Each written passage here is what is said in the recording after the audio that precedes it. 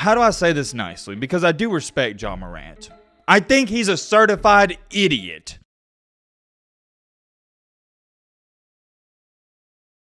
All right, let's cut the chase. We're not doing no intro, none of that. We're getting into the Ja Morant situation. I got good and bad news. The good news is we're going to talk about Ja Morant. I know a lot of you like that. It's probably one of the most highly requested videos I ever get on this channel.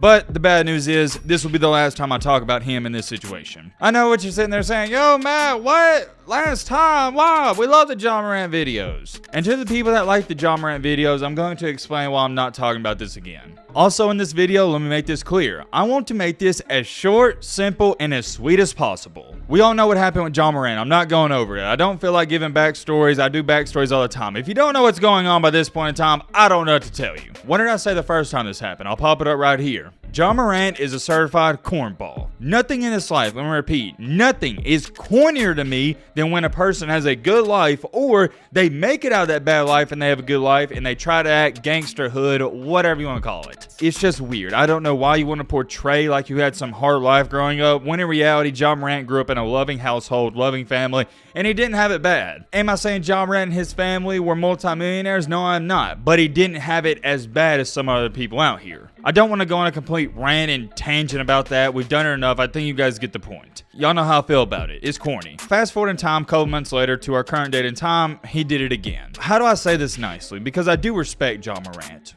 I think he's a certified idiot. He has been upgraded. At first, he was a certified cornball. And being a cornball ain't bad. You're just a little corny every now and then. But now, he has passed that. He is a certified idiot. That is a new category, new saying. I've yet to say that about somebody on this channel. So, clap it up. Congratulations, Ja. He's an idiot. Now, let me explain why. First things first, I'm going to share you a story about a kid who I played AAU basketball with. I'm not going to say his name or any of that because I don't want to put that out there, and I don't think he'd want that out there anyways. Growing up, I played basketball. Most of y'all know this. And also, when I was growing up, I played AAU. See, nowadays it's different. Everybody and their mom plays AAU. But back in my day, I know I'm sounding like I'm old here, but seriously, back in my day, only the best of the best players played AAU. AAU wasn't a business back when I was growing up. Now, AAU teams are everywhere just to make money. No, back then, it was for the elite players. When I was growing up, only the best players on every high school team played AAU. And if you played AAU basketball, not a couple years ago, but I mean many years ago, you know exactly what I'm talking about. I'm not saying the competition isn't high, I'm just saying there's so many teams. Anyways, getting on track here, a couple of the guys on my AAU team, what's the nicest way to put this? They were involved with some not so great things. Grew up in some pretty rough environments. I really felt bad for them. Their only escape from their terrible reality was basketball practice, basketball games, and sports in general. Felt bad for them. Terrible way to live. But I remember this one teammate in particular who was outstanding. He was roughly, I'd say, some people would say 6'7", but I'm going to just say 6'6", about 220, 225. Unreal, had a 40-inch vertical, could shoot, dribble, pass. He was just ahead of us by far. It wasn't even close. He was easily the best player on the team, had D1 offers coming in every single tournament we went to. The dude was just unreal. But also, he had I'm not going to say a double life, but he just did some bad things off the court. I talked to him a lot. I tried to give him some advice here and there, but, you know, it didn't work. In this life, you got to understand, guys, you can't want it for somebody else. At the end of the day, they got to want to get better. I'll leave it at this. He was essentially a drug dealer. I'm just going to call it how it was. He was a drug dealer. He was a drug dealer. He was involved with some not so good things, and he got in trouble every now and then. To make a long story short, this guy wound up getting in some serious trouble and never played basketball again. I don't know what happened. I just remember our AAU coach coming in saying, hey, so-and-so got in some trouble. He's not going to be playing with us anymore. And that was it. I never saw that guy another day in my life. And you want to know what's crazy about all of this? That guy had more talent than he knew what to do with. He was easily one of the most talented basketball players I ever saw in my life. He easily, let me repeat this, he easily could have made the NBA. I guarantee it. And I know what some of you are going to say, oh man, come on man, NBA, like how do you know that? Well, you want to know why I knew that? Because also on my AAU team, I play with Kyra Lewis. Yep, that's right. For those of you that don't know, me and Kyra Lewis, pretty much from the same area. Both of us are around the same age, and we also grew up in Northern Alabama. By the way, shout out to the 256. I know some of you may not know Kyra Lewis, so let me give you some background information. Kyra Lewis was a lottery pick in the NBA draft. And he's not the only NBA player I played with. So your boy Matt has a pretty good idea of what NBA talent looks like. And I'm telling you, even me and Kyra used to talk about this. That guy was 2 times talented, more talented, my bad, than Kyra Lewis. It's no disrespect to Kyra, that's my guy, but I'm just trying to give y'all some perspective. It's kind of crazy to say this, but I have practiced with NBA lottery talent, so I know what it looks like. But yet again, this is just a personal experience I've had where a guy I knew, a guy I grew up with, had NBA talent, just couldn't stay out of trouble. And I know dang well there's a ton of people watching this video that have had a similar experience. You know somebody who was seriously talented at baseball, basketball, football, water polo, rugby, lacrosse that could have made it big time, but they couldn't stay out of trouble. This happens more than you think, and the saddest part about it is our coaching staff for our AAU team, they tried helping this guy out. Me and Kyra, we tried talking to him, say, hey man, you probably need to quit doing that stuff. And what would he say? Yeah man, I'm gonna quit, and he'd never do it. It just goes back to this. You can't want your best friend to better his life. He's got to want to better his life. That story is sad, but the reason I shared it is because I want y'all to understand the way I'm looking at this Ja Morant situation is the same way I looked at that situation when I was growing up. Some people out here just don't realize how good they got it. But also, this is more important, some people just simply don't care about repercussions. Some people don't care to throw everything they work for away in a split second. Ja Morant is a good kid. He can sit up here and try to sing along to NBA Youngboy, act gangster all he wants, but he's a good kid. I know he is. I didn't grow up with him, but if you hear him talking his interviews going back to Murray State, the dude's got a good head on his shoulders, or at least he used to. But what happened? He got a little bit of that money, got a little bit of that fame, notoriety, that clout, the hype, and his ego. I don't even want to say it went up 10 times. It went up 10,000 times. He now feels like Mr. Invincible. And the worst part about this is the NBA suspended him already for 8 games. And you know what he thought? He was like, psh, 8 games? That ain't bad. So he keeps doing it. And I do want to say this. In the previous video, I was like, man, Ja Morant needs to watch who he hangs out with.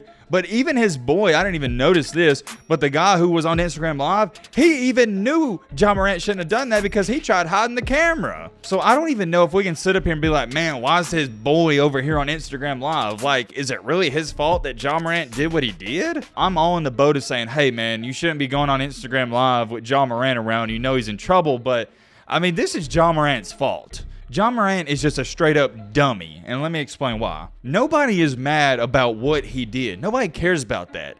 It's the fact that NBA told him to stop and he's continuing to do it. I don't know if people don't recognize this, but you do understand that NBA, NFL, and Major League Baseball players, they're not 1099s. They're W-2 employees. These aren't independent contractors. They are employed by the NBA. So let me ask you a question. If you work for a corporate company or whatever, if you posted a video like Ja Morant did right here, or was in a video doing what Ja Morant did, what do you think your company and boss would do? You may not be a bad person, but if your company you're working for, let's say you work for Toyota, you are a car manufacturer company. Let's say Toyota, they get a hold of this video. What are people on social media going to do? They're going to go to Toyota, send them this video and say, dang, y'all let this guy work for you. Look what he does when he's not working. So what is Toyota going to have to do? Well, they're going to have to fire you just because they don't want bad publicity. It's the same thing with Ja Morant here. And what makes it even worse is the NBA told him once, hey man, you got to stop. And he did it again. I've seen so many people say, oh, but what's wrong with Ja Morant did? He's just dancing, having fun.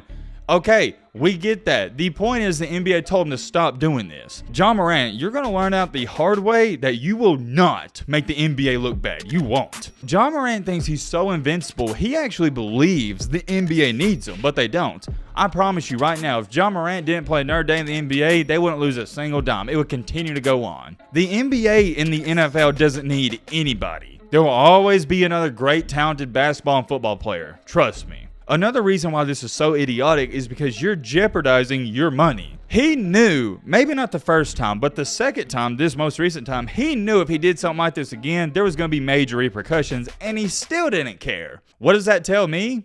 Like I said, the topic of this video, he's stupid. He's an idiot. Does the NBA think Ja Morant is a bad person? No. But at the same time, you're not going to make a fool out of the NBA. You're not going to embarrass the NBA. I guarantee you the NBA is viewing this as Ja Morant is mocking them. He is straight up telling y'all, hey man, I don't care about that 8-game suspension. That ain't nothing. It wasn't good enough. He needs more of a punishment. And here's the really interesting part. Finding this man, taking some of his money, that ain't gonna matter. He's got all the money in the world already. Even suspending him isn't going to matter. The only thing that matters to him is if you suspend him for at bare minimum a year or two. Take away the game he loves. He, and like many other athletes out here, it's the reason Tom Brady could never retire. They love the adrenaline rush. That's why Tom Brady only retired for a couple of days, because he was like, dang, man, I can't sit at home. I need that adrenaline rush. The only thing that would hurt Ja Morant the most is if you suspend him for a season or two. If I was running the NBA, which I'm not, I would suspend him for a year. Do I think that's fair? Probably not. And the reason I would do a year is because sometimes in this life, we got to make examples out of people. It's the same thing with Henry Ruggs. If we don't show the rest of this country, people out here, there's repercussions for actions, then what's going to stop other people from doing it? Obviously, an 8-game suspension wasn't enough. And I've seen people saying, oh, well, let's suspend him for 20 games. What? 20? You think 20 is going to teach him a lesson? It's not. That's a mini vacation. I've even seen people say 60.